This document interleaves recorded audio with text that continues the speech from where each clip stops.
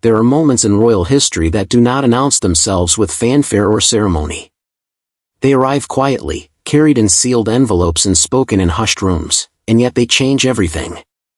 The moment Princess Anne stood before members of the royal family and revealed the contents of King Charles's final personal instruction was precisely such a moment. It was not a constitutional crisis played out on the steps of a palace. It was something far more intimate, and because of that, far more powerful. It was a father's final word on the future of everything he had spent his life serving. The setting was Windsor. The gathering was private, deliberately so. Senior members of the royal family had been called together not for a celebration or a public occasion, but for a controlled, careful reckoning with what the king had left behind in his most personal and deliberate instructions. Those present understood that what was about to be shared had not been written lightly. King Charles was a man shaped by decades of preparation, patience, and deep reflection on the nature of monarchy. When he wrote something down and sealed it for a specific moment, he meant every word. Princess Anne was the one who held that sealed document. That choice alone carried significance. Among all the people Charles might have trusted with his final private instructions regarding the future of the crown, he had chosen his sister. Not an aide, not a private secretary, not a constitutional advisor. His sister. The woman who had spent her entire public life refusing to court attention, who had carried out her duties with a consistency bordering on the legendary, and who was known within the family for her absolute refusal to bend when duty called for steel. Charles had not chosen Anne for sentiment. He had chosen her because he trusted her to deliver his words exactly as he had written them, without softening, without negotiating, and without letting grief cloud the message. When Anne began to speak, the room changed. Those present later described the atmosphere as one of profound stillness. William, Prince of Wales and heir to the throne, sat with the composed expression of a man trained since childhood to hold himself together in difficult moments.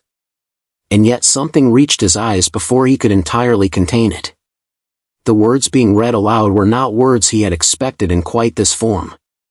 His father had not simply expressed hope or offered a blessing.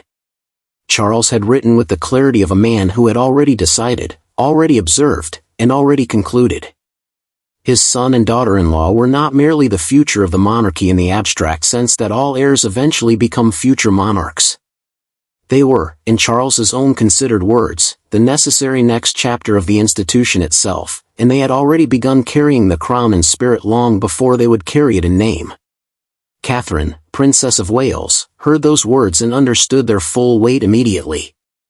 There's a particular kind of recognition that comes when someone whose judgment you deeply respect sees in you something you have quietly feared might go unnoticed. Charles had not praised Catherine as a supportive partner or a graceful public figure. He had named her as a woman whose character, whose courage under genuine pressure, and whose instinct for the human dimension of royal life had become essential to the monarchy's ability to connect with the people it served. That was not flattery. It was an assessment, and it came with expectations attached. Camilla, Queen Consort, was also present. Her reaction told its own story. In the moments after Anne began reading, those watching her described a gradual tightening, a stillness that was different from composure. Camilla had stood beside Charles through some of the most difficult years in modern royal history. She had endured public scrutiny of a kind few people could imagine, and she had done so with a dignity that earned her genuine respect over time. She had believed, not unreasonably, that her place beside the king gave her a particular understanding of his mind and his wishes. And so to hear his most intimate final instruction read aloud by Anne, in a room full of other people, without having known its full contents in advance, was a wound of a very specific and painful kind. It was not the content that hurt most. It was the arrangement of trust. The choice Charles had made in placing this message with Anne, rather than sharing it with Camilla directly and privately, spoke to a calculation the king had made carefully. He had loved Camilla. He had fought for that love through years when doing so cost him enormously. But in his final instruction about the future of the monarchy, he had separated love from institutional judgment.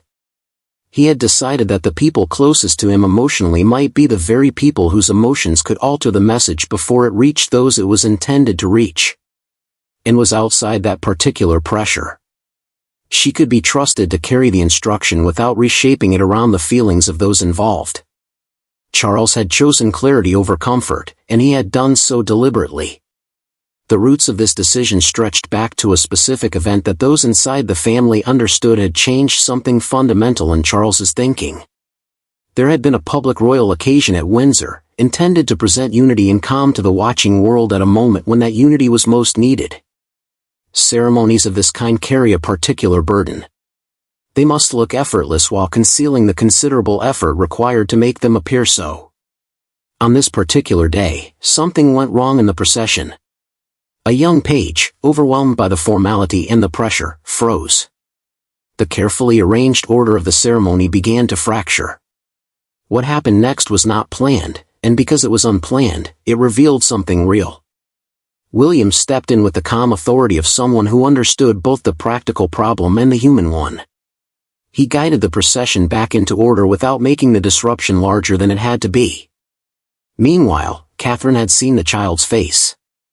She understood what the boy was experiencing in that moment, and she responded to the person rather than the protocol. She protected his dignity quietly and carried on in a way that turned a potential humiliation into something barely noticeable. The ceremony continued. The moment passed. But Charles had watched all of it. What struck him, according to those who later heard his private reflections on the day, was not simply that William and Catherine had handled the situation competently. It was how they had done it. William had not looked to anyone for instruction. He had assessed the situation and acted with the natural authority of someone who understood what the moment required. Catherine had not performed compassion for the benefit of observers. She had simply responded to a child in distress with a human kindness that no royal protocol could script. Together, in an unplanned moment of minor crisis, they had demonstrated exactly the qualities Charles believed the monarchy would need when the pressures it faced were far greater than a disrupted procession. The king had carried those observations with him. They had deepened and confirmed what he had already been concluding through years of watching his son and daughter-in-law navigate the demands placed upon them. And when Charles finally sat down to write his most private instructions about the future, those observations informed every word. Back in the Windsor briefing room, after Anne had finished reading the king's words, a second sealed folder entered the conversation. If the first had carried the king's heart, the second carried something with immediate practical force. It contained what could only be described as transition instructions, a detailed framework for how royal authority, responsibility, and public function should begin shifting from one generation to the next. This was not symbolic.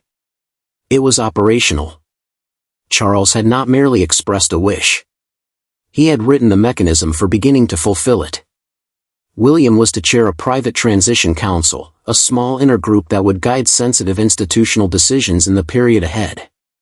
Catherine was to be given direct and genuine influence over the public-facing priorities of the monarchy, the charitable work, the causes, the visible human dimension of what the crown meant to ordinary people. These were not courtesy titles or ceremonial gestures. They were real transfers of function, and everyone in the room understood that. Camilla's name appeared in the second folder as well, but in a different register. The role described for her was ceremonial in nature, connected to formal appearances and the symbolic duties that any consort performs. It was not an erasure. Charles had not written her out of the story. But the line between ceremonial presence and active institutional influence had been drawn with unmistakable precision, and everyone could see exactly where that line fell. The conversation between Anne and Camilla that followed was one of the most significant private exchanges in the family's recent history. It happened without witnesses, without aides, without the softening effect of ceremony or procedure. Camilla asked the question directly. Why had she not been trusted with the king's final wish? Why had she heard it in a room full of others rather than being brought into its confidence before Anne ever opened the folder? And did not deflect. She gave Camilla the answer Charles had effectively already given through his choices. The king had not doubted Camilla's loyalty or the depth of what they had shared. He had feared something else entirely. He had feared that love, grief, and the complicated pressures of the moment might shape how his instruction was received and transmitted before it could reach those it was meant to guide. He had needed someone who could stand outside those pressures. Someone who would protect the message from being negotiated, softened, or delayed.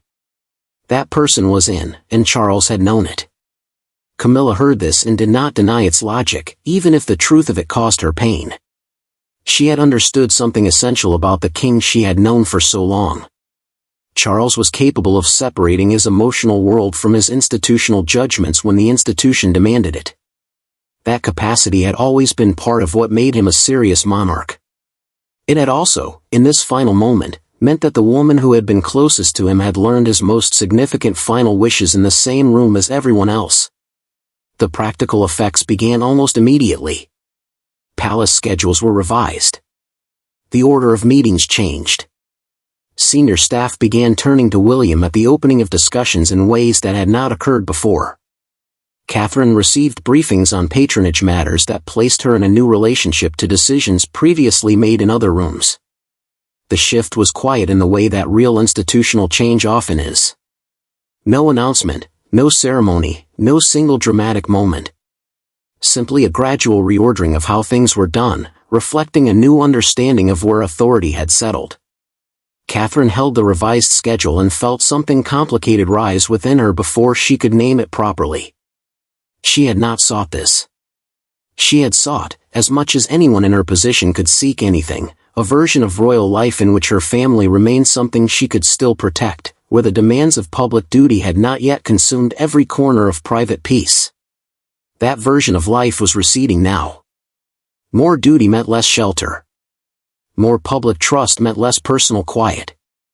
More responsibility meant the children would grow up watching their parents carry something large and permanent in addition to everything else. William saw her hesitation over the schedule and understood it completely, because he felt it too. The monarchy was gaining what it needed. His family would pay what that required. He reached toward her not as a prince acknowledging a princess but as a husband recognizing that the person beside him had just been asked to give more of herself than anyone had formally requested. Their private conversation, held without aides or advisors or any of the elaborate apparatus of royal life, was the moment in which Charles's wish became something they truly owned rather than something that had been placed upon them. William spoke first, and he spoke as a son still breathing through the weight of being trusted by a father who could no longer be asked whether the trust had been well placed. He admitted the fear that came with stepping closer to the throne through grief rather than through the ordinary passage of time. Preparation for kingship was one thing. Being pushed toward it by a dying father's explicit instruction was another kind of weight entirely.